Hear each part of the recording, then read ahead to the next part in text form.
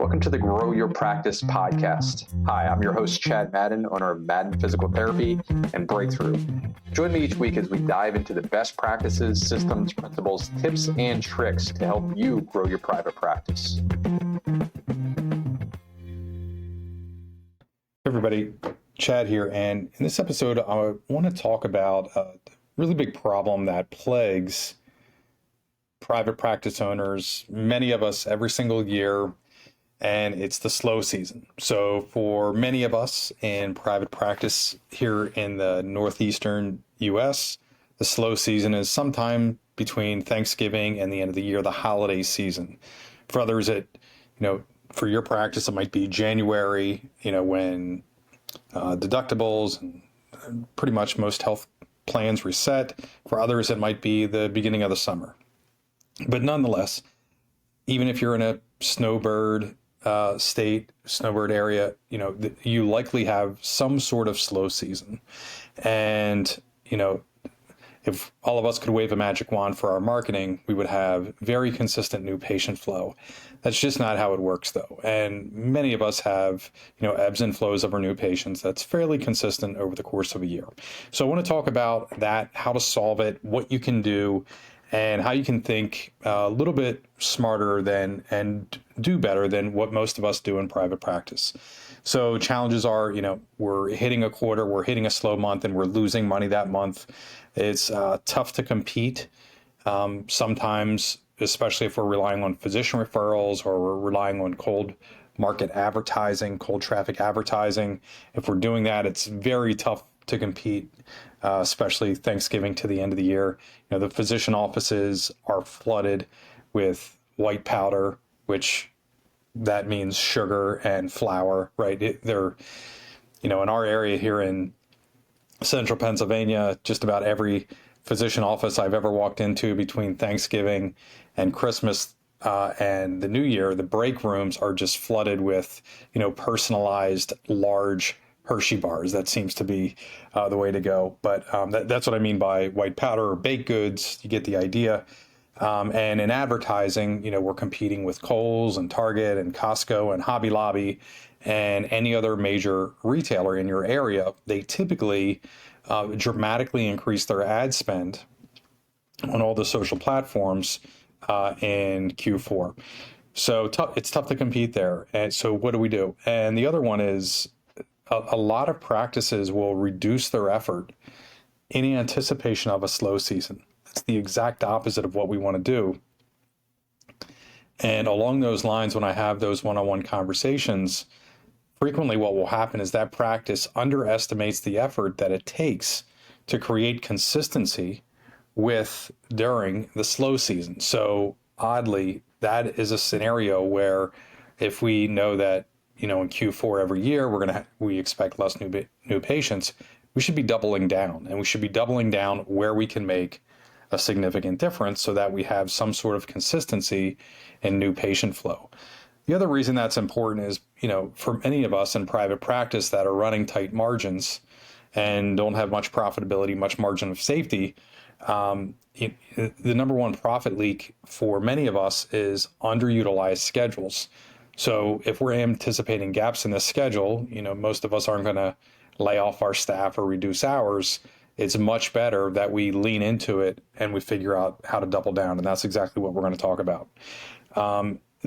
Classically, when we do those things and I'm talking with an owner, I'll say, well, do you have a patient list? Yes. And I'll say, okay, what are you doing there? Well, we send an email. How's that working? I don't know. So we'll talk about how to remedy that. Why is this important to figure out? For me, in Q4, and I'll share 2007, 2009, I lost significant money in Q4, both times. But the question ultimately that I had asked myself is, what would this look like if this was our busiest time of year? So if you do any self-limiting belief work for yourself, I know that's pretty popular now, especially, if you've read Jim Quick, Limitless, or anybody else that talks about limiting beliefs. Usually the final step is you want to replace your limiting belief with a better thought. So for me, it was just asking a better business question, which is, what would this look like if this was our busiest time of the year. And what would we have to do to make that happen? The other things that can happen, when we fill our schedule, likely for many of us, that's where our margin is. So, when we're at capacity, and let's say we're at 15 or 20% profit margin, when we're at capacity, well, if our schedule's only 85% utilized, we're basically at break even. So that other 15% of our schedule is fairly important. The first 85% is just covering our cost. The remainder, the additional 15% that we lose during that slow season, that's really what creates our margin and our margin of safety. The other thing that happens is, the first year I did this, where we figured it out and we had a successful campaign, we had a waiting list, and that waiting list took 7 weeks for us to work through, which was a pretty big deal. And it really did flip the script on making, in my case, the fourth quarter our busiest time of the year. And the other thing is more psychological. But for many of us as owners, we feel like we're out on an island. Our business is different. We're the only ones going through what we're going through, and we're just not connected to other owners that we can share with. And the one thing that happened for me in the beginning, and once we deployed our first successful campaign to battle to fix that holiday slump, I felt like I had a really good sense of control. Like, for at least a brief moment, I felt like I had some power. I had, that I could control my own destiny, and that I wasn't at the whim of, whatever was going on with the physicians or whatever was going on with the advertising in my area. So it definitely gave me, a lot of confidence moving forward, and really laid the foundation for some predictable growth ahead. So here's the story. This is what happened back in 2007. We were rolling. I had hired my first marketing person. We were on the eve of building our third full-time team, and I was just a couple years in private practice and felt really good and was focused a lot on marketing. And I remember watching our new patient numbers in October, November, December go from, if I remember right, it was like 154 was in October, and then we went to 106 in November, and then 66 in December. So pretty much that's roughly a 60% reduction in new patients. And it was devastating. And I worked in the same area. I had an adjacent office to our marketer. And I just said, hey, what's going on here? We had a really difficult conversation between the Christmas holiday and the New Year. And I said, what's going on? And she said, well, nobody wants to come in during the holiday season. And I said, well, that's not true. That's like an idea that we have. But show me what we did with our marketing. And really what she did is she just shut all the marketing down. And it was her, as a busy mom, extrapolating that somehow she was going to save our business by not marketing in the fourth quarter. And in the end, we had a conversation, and we ended up parting ways because really that's not her job, is to crash the business. And when we looked at it, she just shut everything off across the board. And unfortunately, that's what a lot of practices do. Now, to me, it not only meant like failed leadership, right? That was my responsibility to oversee, and I did a very poor job there. The other thing that happened was I lost almost our entire practice reserve, which was, I think it was $44,000. So I, during the first 9 months of the year, had built up this $44,000 reserve, and Q4 lost, I think it was like $43,800, like pretty much lost the entire thing. So that was pretty rough to go through in 2007. You would have thought that I learned my lesson.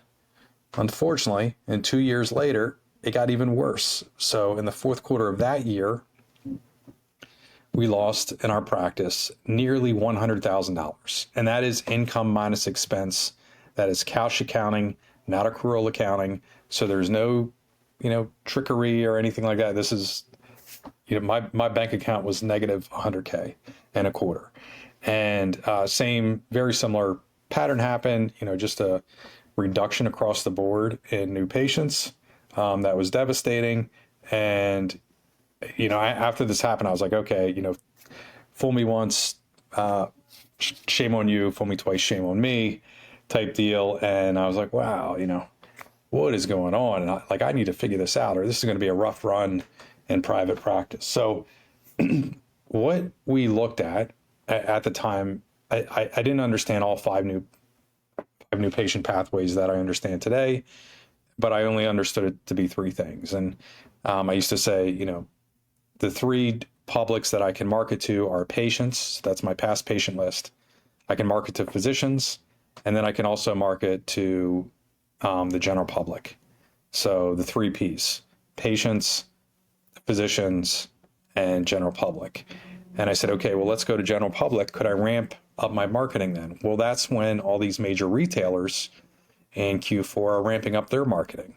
So it becomes very hairy, very competitive. They call it, red ocean, which is like the water is bloodied by sharks. No, like we're not going to compete in public. So cross that off the list.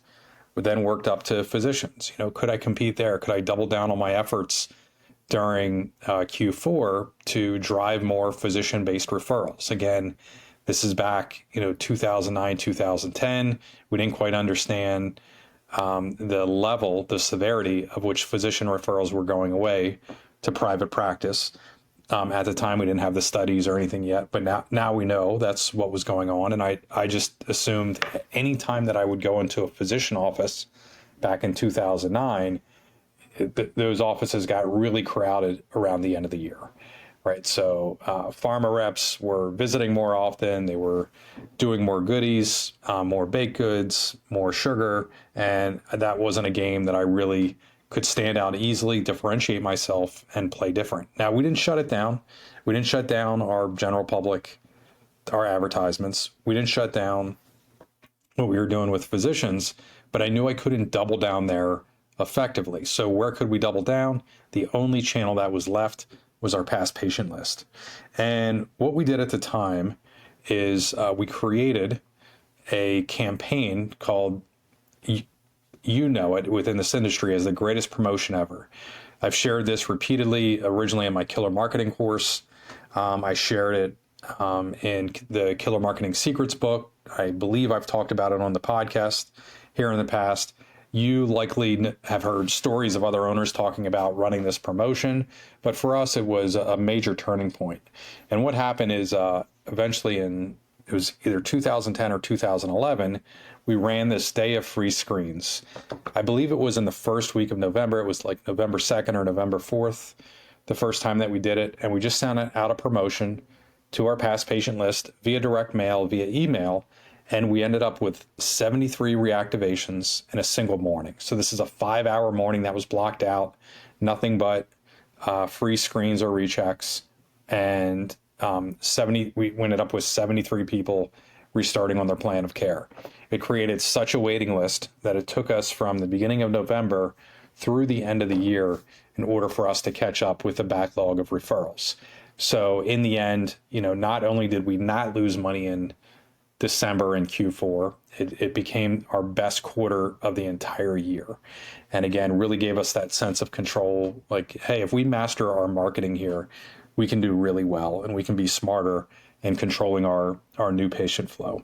So let's talk about the framework and how we see it being implemented today. So today, I shared the three target markets that I had back in 2010. Today, the way that we think about it are the 5 new patient pathways. And I just want to start with that 30,000 foot view and then get more granular for you here and share what's changed over the last 15 years. So 5 new patient pathways, and I'll go from easiest, the lowest hanging fruit, to the most challenging. So at the bottom, we have reactivations. This is our past patient list. These are people that are coming back in for additional care who have completed their plan of care in the past. Could be for a new problem, could be for a repeat problem, an exacerbation. Doesn't matter. What matters is they're being reactivated. The next level up, number 2, is word of mouth referrals. So these are friends and family members who are referred by somebody who's on our patient list, right? So if we treat Mary and she refers her husband Larry, then that's a word of mouth referral. That's number 2. Number 3 is physician referrals. Could also be nurse practitioners, PAs, dentists, anybody in your area that per your practice act can make a referral to you. And they are a licensed professional. So that's number 3. Number 4 is we have partners. So for us, how that's evolved is, large employers in our area, gyms, specialty running stores, any social or civic group that has a list and is promoting us and our services to their list. That's a partner. And then the final one is what we call cold traffic. So this is typically online advertising, like on Facebook or Instagram or Google or YouTube, or maybe you're doing TikTok advertising, something like that. Or it could be offline advertising, legacy media, like print ads or direct mail, radio, TV, etc. So there are the 5 new patient pathways. Now, when we think about that, the easiest place for us to double down and the place where we own our list is that in reactivations, right? So in every other scenario in the slow season, we don't own the list, right? In word of mouth referrals, it's the patient's network. So really, it's the list that they own in their head or their Facebook friends, right? The next level up physicians, it's their patient list. The next level up partners, it's their customer list or employee list. And the next level, or maybe residents, if it's like a local township or municipality, and they have a list of residents, but ultimately it's their list. And the same thing with cold traffic advertising. When we're advertising on social or in legacy media, it's ultimately the media company's lists. It's their platform. So the place where we have most control is with our own patient list. Unfortunately, in general, within our industry and private practice, we tend not to understand how to market well to our patient list. And there are a couple different ways that we can do it. The easiest that is working today is text. So text campaigns are crushing everything else across the board. It is the way to go. People are more likely to respond. It's a quicker response, etc. The next place to go would be email marketing. And I know what you're saying. You might have a text tool today. You might have an email tool. And what happens for most practice owners is they discover very quickly they have other problems. And only because this just came up. I was talking with an owner who wanted to make the conversion over to direct-to-consumer marketing. And fairly early in the conversation, he just looked at me and he said, I can tell by the questions you're asking that you've done this before and that like you understand. So he said, let's assume that I have a really good email marketing tool and a really good text tool. Tell me the next and he was with his marketing team. Tell me the next problems that we're going to encounter. And I love the question because one, he was very aware in the discussion of a topic that he just knew that he didn't know what was coming. But the business acumen that he had was unreal. And I said, yeah, that's a great question. So let's talk through that. And I'm going to give you the answer here that I gave to that practice owner. So the first thing that happens is most people with an email or text tool, they're just checking a box. And I said, likely what happened, if you look at your last 12 months of emails, maybe you sent something out there and you feel like you just fired it into the abyss because you're not really sure what came out of it. And what most owners say is, I'm not sure how it's working. So the way that we remedy that is you look at your messaging. And and this is very important. I'm not sure anything could really be dramatic or emphasized enough as what I'm about to say right now. The value of messaging today and the words that you use in your marketing has significantly and exponentially deprecated. Here's what that means. 10 years ago, when I'm building out a direct-to-consumer marketing funnel for my practice or breakthrough, that would cost me between $15,000 and $20,000 to get the marketing, the words right within the marketing. So the ads, what the landing page says, what the indoctrination, the emails that we send out, the follow-up, all of that would take, again, $15,000 to $20,000 and usually 6 to 8 weeks to build out. And just so you're aware, if you're watching a video right now, there's a bookshelf behind me. And I know two of those bookshelves over my shoulder are nothing but copybooks. I did the John Carlton copywriting course. I've done the mastermind with Brian Kurtz for a year. I've been in Dan Kennedy's basement and to his events in Cleveland. And absolutely crazy, like the amount of work that I put into copy. And here's what I'm telling you, that isn't worth anything anymore. It's just not. It's way too easy to find the right messaging. However, most practices are ignoring how to do that, right? So, for all of the funnels that we had written out, I think back in 2018, I think I spent $15,000 copywriting all those funnels with the Library of Congress so that others could not take it.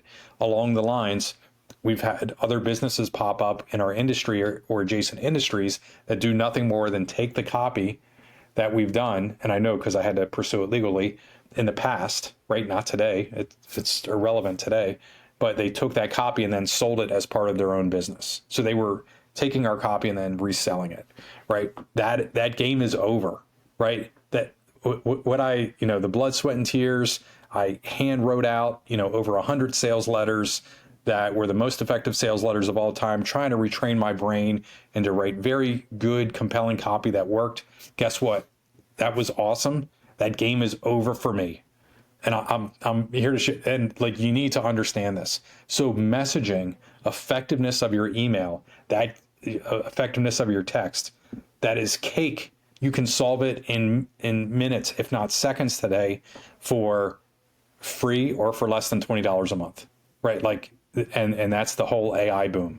If you understand how to use AI the right way, messaging is solved for you, right? So that first year when I wrote out what now is our greatest promotion ever, and then hundreds of other owners have deployed that same exact copy, that took me, I'm going to guess 30 hours to write out and test, right? And we mailed that out to 10,000 people, and it took a lot of money, and that was with, who was I working with at the time? Yannick Silver and Jeffrey Gitomer were the two copywriters that I had studied the most at that time, and then got into Claude Hopkins and all the other greats.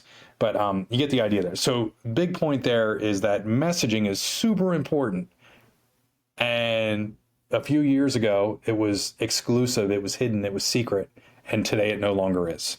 It is way too easy to create good copy. It takes seconds. I just did it at our Denver boot camp last week in front of others. I do it every single day. It takes seconds now to create amazing copy. That should no longer be your barrier. You should know now, if you're sending out an email, how well it's working based on the number of people that are calling your office and scheduling. The next thing that happens is once people respond, you have no idea what to do with those people. Case in point, a few years ago, Carl Madiola here at Breakthrough and the engineering team, they built an email tool that we use in our practice. And the first email that they sent out was something very simple. It's called the single question email. And for us, we just sent all the responses to, info at Madden PT at the time. And I remember walking in on a Monday morning, and Jill, our office manager, and Deb ran up and they said, "Hey, you need to turn it off." I didn't know if there was a water leak. I had no idea what they were talking about. And I said, "Well, what's going on?" And they said, we just had 221 people who had responded to that email you sent out yesterday when we walked in at 7 a.m. this morning. I was like, wow, show me. And they did. And, we went into the info account and I could see all of these responses of people responding, saying that they were in pain and that they wanted to come in for PT. And they said, there's no way that we're going to, be able to keep up with all these conversations. And they couldn't. It's way too many people to follow up with, and it was overwhelming. Well, today, let me give you a little bit of the evolution. In the beginning, what happened was most of our patient care coordinators, front desk receptionists, scheduling receptionists, whatever you want to call it, what they were doing is they wanted a script. And if I looked at those initial responses, they were usually paragraphs and paragraphs in some form about how great we were, right? They were trying to deliver information, hoping that that would convince the person to schedule an appointment. That is not what works. What works are questions. And we know this from data and lots of data, well over 100,000 back and forth conversations that have been had now via email, via text, via live phone call. And when the practice asks the potential patient, really good questions, they're called questions of deferment or calibrated questions. They typically begin with how or what. So, what's going on with your shoulder? How long has that been going on for? What have you tried for treatment so far? How did that work? 0 to 10, what's the worst pain you've had? What were you doing when that happened? That type of questioning, that leads to the person scheduling an appointment. What does not work is didactic scripts. So that's where you're telling the patient what they have, or somehow like you, the practice, has the magic answer. Don't try to play that game. Try to play the game of asking good questions. And then if you want to take it a little more advanced, you want to make sure that you're mirroring or reflecting and then asking another calibrated question. And yeah, truly listening, truly being authentically empathetic, and walking the person to a point of understanding that they want to get this handled. That person will tell you that they want to schedule an appointment, right? Anyhow, so today, Carl and the team, they built out an AI conversion agent. In our practice, the agent's name is Emily, and she works 168 hours a week. We leave for the day at 7 p.m. at night, and she works from 7 p.m. until 7 a.m. when we come back in the morning. She works all weekend long. So anytime that we, in our practice, have a response to our past patients' efforts, which in this case are email or text, or somebody responds to one of our online ads, Emily responds and asks questions and gets that person to the point where they want to schedule an appointment. Here's the other thing that happens in there. You still have to have somebody who does the work of scheduling that appointment. There is an integration announcement coming for 2 of the largest EMRs in all of private practice PT. I'm not ready to share that here yet. I think we're going to save that for the virtual summit, but that will happen, and that will continue to reduce the work on this conversion.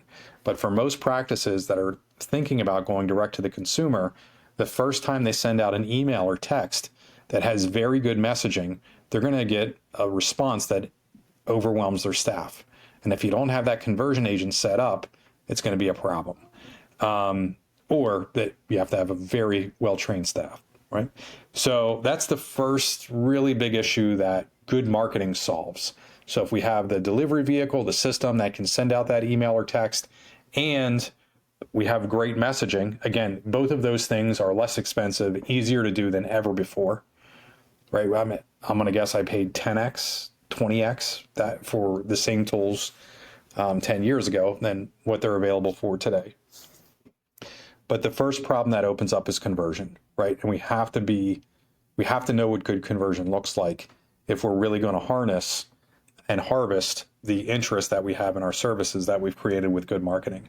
The next thing that happens, problem, is attribution and tracking, right? Very difficult for a practice to track their marketing in an Excel spreadsheet. And we all try to do it. And I can remember talking with Carl a few years ago, and he was like, what's the biggest problem you're having in your marketing? And we were having just like a weekly conversation. And I said, well, I just found out that our marketing team is tracking our marketing results in 6 different spreadsheets. So what happens is they put the data in and it just gets lost because the next marketer just uses a different spreadsheet. So now we have 6 separate pieces of data that aren't really communicating with each other, and it makes us not as smart as we should be. And he said, okay, that's easy to solve. And now, within the breakthrough software, everything is trackable, everything easily, attribution is way easier today with 1/10 of the effort than what it was a few years ago. So that's the other one that really comes up is like, okay, I sent this out. I'm not sure how it's working. That problem goes away when we have a marketing machine, marketing software, marketing system that tracks everything that's happening. So we know when somebody clicks on an email, when they request an appointment, when they come in for that eval. And guess what? That's going to get easier as these EMR integrations with Breakthrough continue to roll out. But so that's the second big problem that happens. And the last one is it's a problem that's revealed. It's no time, right? So if you send out amazing messaging, if your team is working all of these leads and you don't have that conversion agent, and somehow you're magically getting all your attribution right with a spreadsheet, what happens is very quickly is you send that campaign and then it's time to do it again, and your team is like, we don't have time to handle that, and you get some pushback, right? So the goal is, as quickly as possible, you want to automate that. Again, automation easier than ever before, because of AI, because of the very fast processing speeds that we have with technology today, and especially when you know how to set it up the right way. A couple other things that happen there. I'm just going to leave them as notes, and then we can circle back to it on another episode. But once you create interest, once you have somebody coming in for an appointment, the other thing that has to happen is you have to train your therapist. We use the 7-step exam with a signed plan of care summary that works really well, but some practices struggle with that. They generate a ton of interest. They have the 50, 60, 70 people come in for an eval, and then nobody converts over. That should not happen, right? These are reactivations. And it's really our goal as a clinician to find the problem that we can help with in our services. And I know our best clinicians have very high conversions here, frequently near 100%. The other thing is we have a PDF. I can throw this in the show notes called the 10 best questions to ask. And there are those calibrated or questions of deferment that I mentioned before. Some of the pitfalls that happen as practices are rolling out this initiative. And again, I'll talk more about this at the virtual summit. If you haven't registered for the virtual summit, you can do that. We'll put that link in the show notes. That's going to be on October 21st.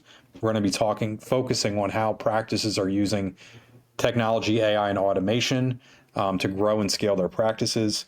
But some of the pitfalls that come up, the first one is a pretty gnarly one. It's a underestimation of effort.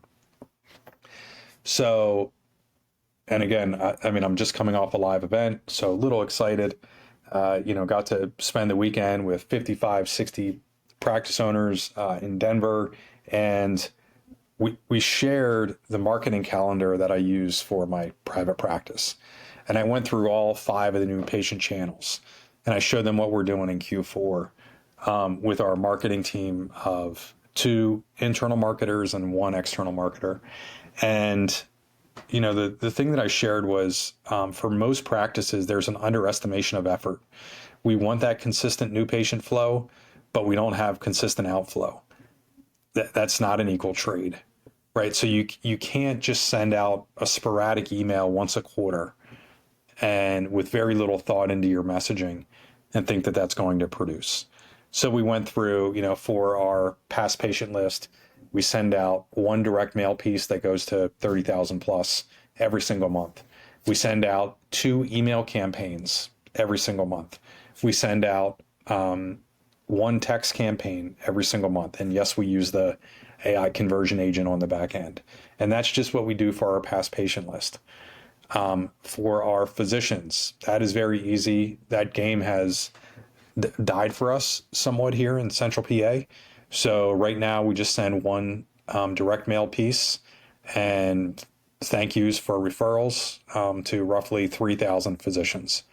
Sorry, 1 direct mail piece to 3,000 physicians and thank yous to however many physicians referred to us in a given month. And it's just a handwritten thank you. The next level up partners, all of our practice locations, we run 1 partner workshop at minimum per month. That's where another partner is promoting us to their list. And then the final thing we do is, I think by now you know that we run workshops. That's the bread and butter of our practice, cold traffic advertising. And it's the bread and butter in effort. It is not the bread and butter in results. So yes, we'll generate somewhere between 10 and 20 cold traffic new patients per month per location with social media advertising. And we also throw in direct mail or print mail. But the vast majority of our new patients, over 200 new patients a month, come from reactivations. But yeah, so that we have a lot of effort going out every single month, and that's to generate consistent new patient flow even through our slowest season. The other thing we could probably link out is the chapter to the greatest promotion ever from Killer Marketing Secrets in the show notes here. But underestimation of effort, inflow equals outflow. So the classic exercise that somebody took me through is take a deep breath in. Don't do this if you're driving right now, but take a deep breath in. Okay, don't let any air out. Take another deep breath in. Don't let any air out. Take another deep breath in. Right? You can't do it. But yet that's what we're trying to do as a practice. We're trying to have this massive inflow, this inhalation of new patients, and we're not doing, there's no output. And so for us, we want that massive inflow of new patients, and especially we want to pull different levers throughout the year, and we have to be willing to exhale in order to inhale. So inflow equals outflow. The other one that we see a lot in terms of pitfalls is just, the owner puts something together. Maybe it's a social media post. Maybe they created a video. Maybe they wrote an email, or the marketing team did this, and then they just fired it into the abyss and nothing happens and it's not trackable. Well, you need software. You need some sort of system, some sort of marketing machine system that's going to do that for you. Bad messaging, again, there's no excuse for that today. It is way too easy with Claude, with ChatGPT, with Gemini. I prefer Claude, but also a little bit of a history of a copywriter and a copywriter nerd. But yeah, bad messaging should no longer be your excuse. And I'll give you a hint there if you want a shortcut and you're going to create your own messaging and not borrow mine, which is fine. Use patient testimonials. So we will have these gigantic files for whatever the pain point is, whatever the diagnosis is, the bucket, like back pain and sciatica. We have this huge file of before and after patient testimonials that we use to feed and write very compelling copy. And again, now we can customize that ever before. I remember when Carl and the team first rolled out email for our practice and for other practices, the number one complaint was, well, I can't customize it for my practice. I don't like this word or whatever, and everything was hard coded. That's gone now. Within the breakthrough software for emails and text, you can modify using AI. So you can rewrite and customize within the software, the email and text tool specific to what you want for your practice. And the final one is, conversion and time are a big problem. So you can nail the marketing messaging, get a huge response, and then either not have a trained team or have an overwhelmed team that doesn't have time, or have a team that doesn't know how to convert. And that the AI really assists there and gets the person from the point where they're raising their hand to the point where they're ready to schedule an appointment. And there's hope.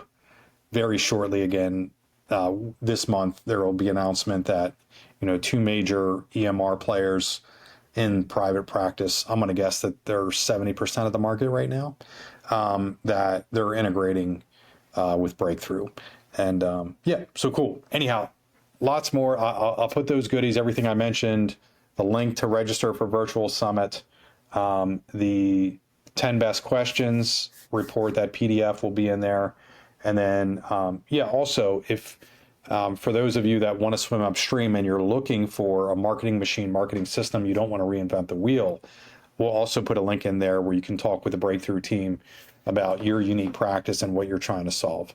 Otherwise, hope you very much enjoy this episode for how to solve your slow season, how we think through this, and really how we turned it around in our practice, got control, and now we're on the road to helping even more people I'm sharing this with you so that you can turn around and do the same. Thanks, everybody.